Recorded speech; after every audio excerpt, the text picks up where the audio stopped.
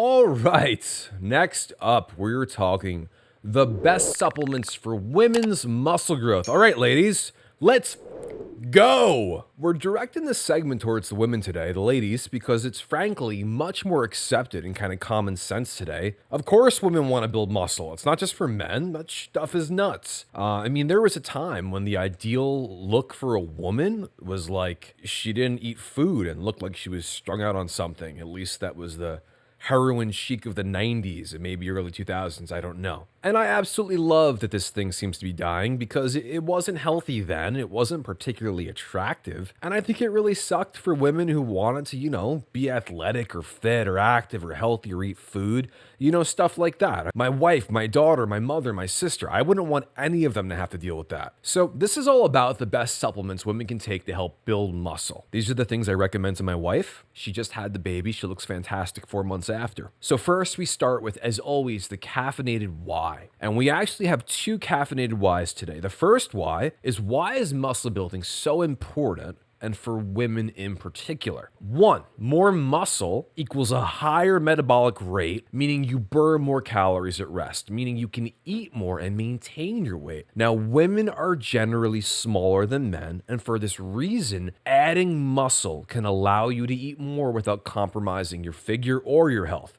Cool. Number 2, specifically for women as well, bone density. This is a huge one for the ladies. And women, as you age, your risk for osteoporosis, especially around menopause, it goes up significantly. So that could result in some really bad stuff, some bad injuries, so on and so forth, if not managed and combated as well. Number 3, strength training helps prevent chronic disease, which is also very important for women as they age. Heart disease, all that stuff you don't want. Lifting weights lowers your risk for those health conditions. And lastly, number 4, everyone looks more badass with biceps. Women are no exception. So those are just a few reasons why building muscle is important, especially for women. So second why then are supplements potentially important for women as well when it comes to building muscle? Why not just eat everything you need? That sounds healthy. Well, you could, but there are caloric limitations, there are lifestyle limitations, and frankly, some of the things we're going to talk about to get an effective dose of, you would need to eat a tremendous amount of a single food that you might not even enjoy. Taking supplements, certain supplements, just makes it a heck of a lot easier, and they're all for the most part really safe. Of course, you talk to your doctor first before you do anything. Always be your own best advocate. All right, so supplement number 1, surprise, surprise, it's whey protein. Why is whey protein the first one I recommend for women? Well, it's a great supplement for men too. I supplement it every day. But like I alluded to earlier, women in general are smaller. In general, please don't cancel me. Don't let them cancel me, Big Al. Women in general are smaller than men, meaning you can't eat as much as a man in maintenance, and especially if you're in a fat loss phase, you're really much more calorically limited,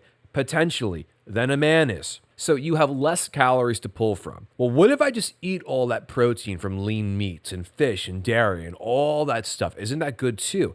No, it's actually even better.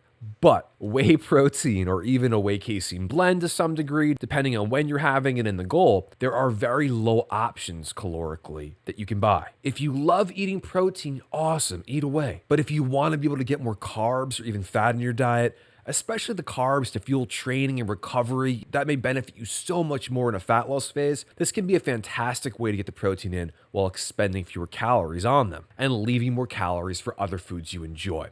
So should you get all your protein from a supplement? Of course not. Protein in itself is extremely satiating. It's delicious. There are a lot of other benefits from it. Not to mention, protein powders by design are processed. Even still healthy and minimally processed, they're processed. So my advice would be, get yourself a good protein supplement you enjoy, a good powder, and if it helps you meet your protein goals for the day, while leaving you a few extra calories to play with for kind of the things you enjoy, awesome, I love it. That's why I recommend it. Also good to keep in mind, if you're grabbing a protein bar in lieu of a powder, watch the added sugar, watch the calories, etc. They can pack a lot in there to get it to taste just like a Snickers. I would love a Snickers right now. When's Halloween? Let's eat all the kids' candy this year. All right, number 2 supplement for women, taurine. We did a whole segment on taurine on the show. You check it out.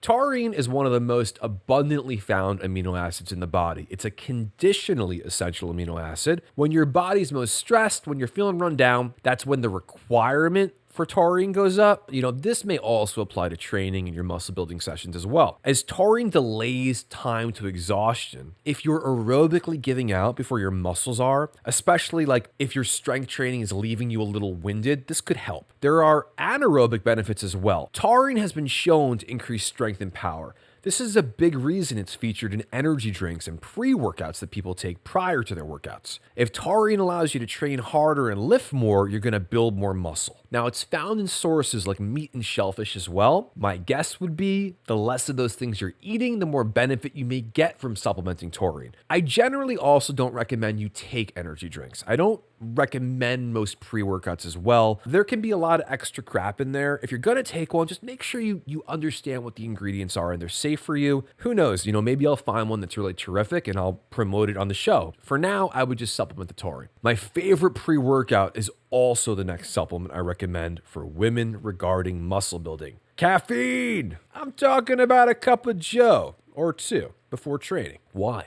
Well, it reduces fatigue, it improves muscle efficiency, it gives you energy for your training. Well, it's silly, right? You probably drink coffee already, but drinking it closer to your workout, understanding the benefit, as long as you're not training super late at night, I imagine, coffee can help a lot. Caffeine also, when taken in safe doses, don't overdo it. It can also help with mental alertness, overall heart health, and believe it or not, your overall risk of death goes down significantly if you're a coffee drinker. We just did a whole episode on coffee. Check that out if you want to learn more about it. So when it's used safely, it can definitely help your performance. This is kind of known and tried and true for a while. Take advantage of it. Too much caffeine or coffee, as you know, you can have anxiety, palpitations, it can interfere with your sleep. Baby's just starting to let mommy and daddy sleep again. All right. Me personally, coffee and taurine are my favorite pre-workout. I don't take caffeine in supplement form though.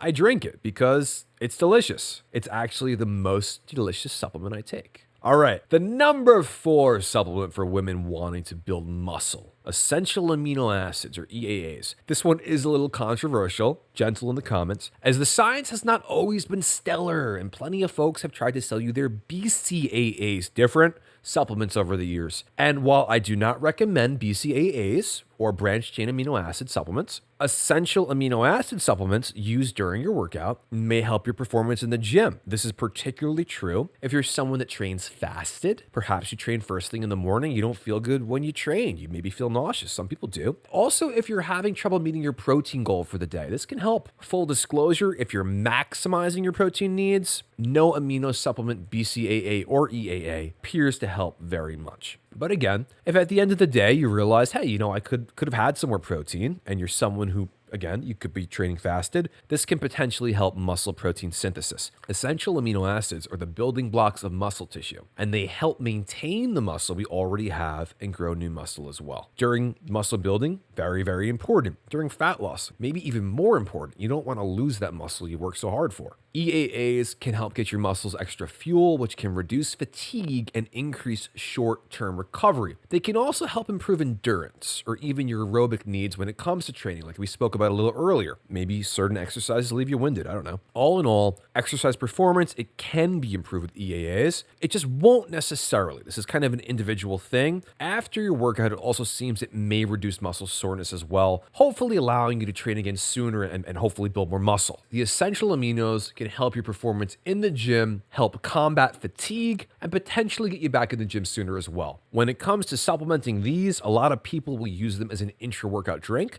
I actually do. I don't know how effective that is, but it seems to make more sense to me again if you're training fasted. I would also say if your workouts aren't very intense and you're not training for close to an hour or more, which I do, you may not need intra-workout to begin with. So that's not always necessary. This could be a helpful one, but it's not always necessary. The last supplement for the ladies today, and not a controversial one at all, number 5, creatine.